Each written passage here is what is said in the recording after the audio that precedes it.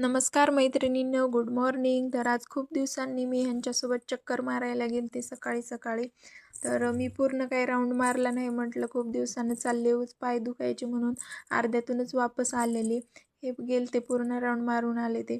तर आज खूप दिवसांनी मी ही साडी घातली होती. आपल्याकडं अशी एक तरी साडी असते की जी खराब झाली तरी आपल्याला ती घालूच वाटते. तशीच ही साडी जी माझ्या काकीनं घेतलेली माझ्यासाठी, आणि खूप हलकी अशी अंगावर घालायला. त्याच्यामुळं मला खूप आवडती ही साडी, चोपून बसती मस्त. तर आज मस्त शेवग्याच्या शेंगाची भाजी केलती. यांचा टिफिन पण द्यायचा होता आज दोघांचा. तर बाजरीच्या भाकरी आणि शेवग्याच्या शेंगा अशा केलत्या.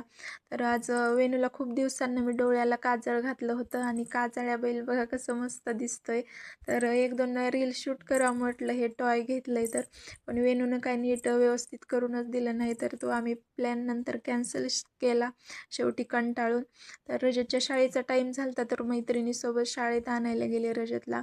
आणि आज संध्याकाळी मस्त आम्ही पुलाव बनवला होता.